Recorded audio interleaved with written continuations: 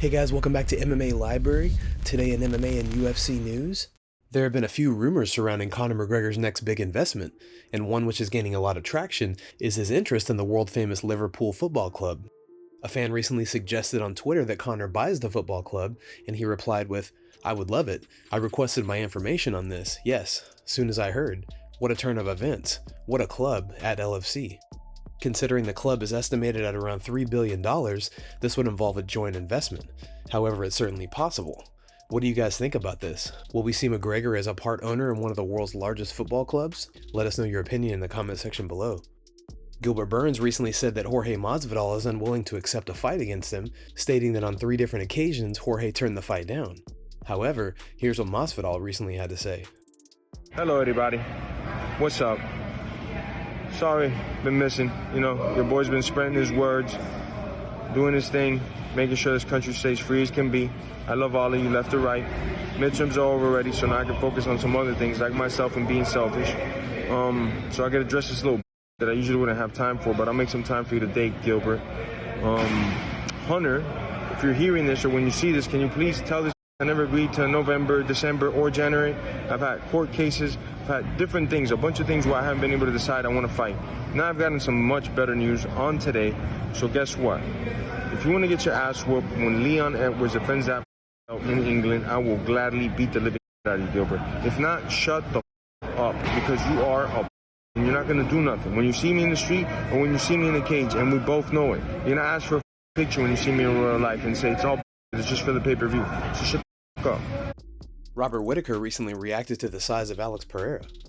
Did you see the size of the fella? like, why is nobody mentioning that? Dude's just giant. He's an absolute giant. Like, because I've been face to face with Israel, and it's surprising to see. You're like, Israel's pretty big. He looks tall and lanky, but he's actually a big dude. And then you see Pereira up against him, and just his facial features are bigger. His feet and hands and forearms are massive. I'm just thinking, like, who let this guy in?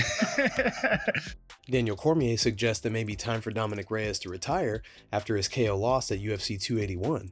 Cormier said, "Is it time for Dominick Reyes to walk away after what Ryan Spann did to him? Because we got a guy that was super close to becoming champion against Jones. Now he got knocked out by Yuri, who's the champ. He got knocked out by Jan Blachowicz, who was the champ. Now he's not fighting champions. He lost to a guy in Ryan Spann, who has now won 2 in a row. Is it time for Dominick Reyes to be done?" Sean O'Malley had this to say about Alex Pereira's huge victory over Israel Adesanya last weekend. Dude, Izzy was, what, 2-3 minutes away? 2 minutes away. 2 minutes away. The only time he was getting cracked or even had any time, like, was in danger was he was up against the cage. Way easier said than done. My whole style is fighting off the cage, like trying to not be on the cage. So for doing that for 25 minutes takes serious focus. Not even that Izzy lost focus, it's just how good Pereira is.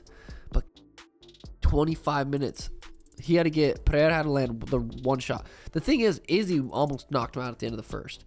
So every time Izzy landed, I was like, oh, he's like landed clean too. But Alex is how is he so big, dude? How the f is that? I feel like that would be like me walking around 175. Yeah. They cut down to 135. The dude just seems how does he do it? I don't huge. I don't know either. Like, where does he cut? It doesn't look like at weigh-ins he's so sucked in. It doesn't look like, it doesn't look that bad. Yeah. I don't understand where that weight comes off. Does he just take something off his body? Yeah, I don't His know. arm or I don't something? understand either. But dude, Izzy had him on ice skates. Literally needed 2 seconds in that first round, and he KOs Alex Pereira in the first round. Yep. He's the greatest middleweight of all time. This.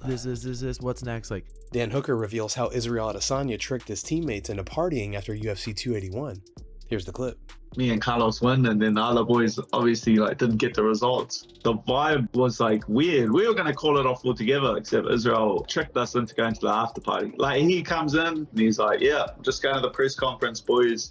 And then we're going to the after party, because we were just going to call it off, right? We were just quite happy to go back to the house and just hang out together. Israel goes, no, we're going after party. So we all were like, oh yeah, sweet as, like, get on the bus, like, get there. We would get it set up at the after party. And then he just like faked us out, eh? He was like, nah, I'm not coming up. So he did it just to get you guys there. I guess he didn't want like the guys that won and stuff and were celebrating to like go home, and he didn't really want to spoil our night. He, like invigorated all of us to go out and have a good time and have a good night. In a recent interview, Kevin Holland lets us know how he's preparing for his fight with Stephen Thompson in just a few weeks. Well, Kevin, we're obviously only a few weeks away from your main event against Stephen Thompson. So how's camp been going for you? Oh man, it's been going pretty good. Smooth sailing. A lot more striking than wrestling. Happy guy.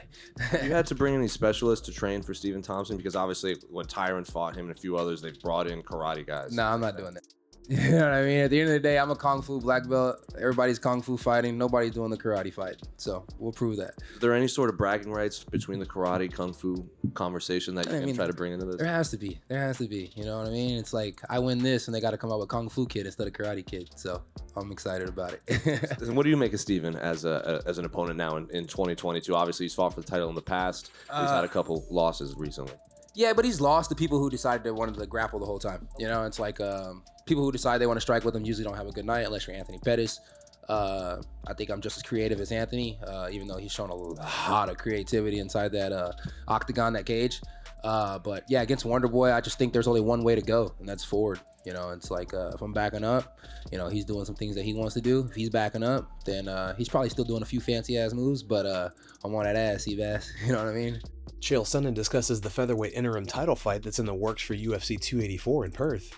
Tonight's news was in Perth, featherweight interim title fight, Rodriguez Emmett. I must tell you, and I know that I'm stealing this from what Daniel Cormier said is, that makes perfect sense. Yeah, that does make perfect sense. They're not gonna hold up anybody. Volkanovski going up, and what a cool thing, and we're looking forward to it, but we gotta remember the boys in the back. In all fairness, you can't just hold those guys up. These guys are awesome. But you tell me a title fight that's been made where neither guy asked for the fight. Neither guy called the other one out. Both of them had an opportunity. And it was said the night before that he was the number one contender, and neither one of them went out and staked their claim. It was to the point that when Volkanovski was asked who he's going to fight, Volkanovski said, why don't you have them fight each other? Because neither one of them has said they want to fight me. And Volk's not some kind of poet on the microphone, right? But it was a very authentic answer. He wasn't joking, right? He wasn't trying to talk trash. He wasn't saying he doesn't want something his way. He was serious, and man, I pay attention to who's calling me out, and it's neither one of them. So just have them go fight each other.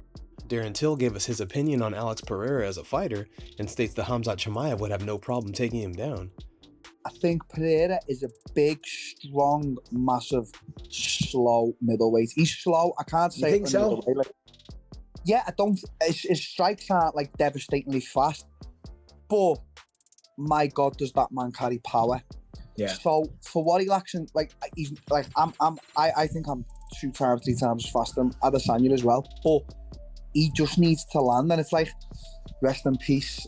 I don't even want to say his name because it's a really sad day, but Andy Rumble Johnson. I want to give me condolences, but I'm actually going to give the example of him because he is the best example of it. Yeah. That man only had to touch a little finger on your head and you'd be knocked out. So I think Pereira's got sort of that type of thing.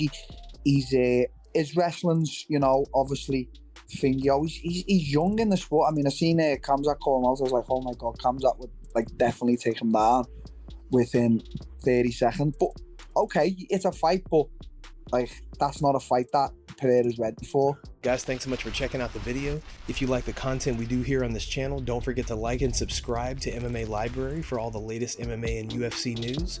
We'll see you in the next video.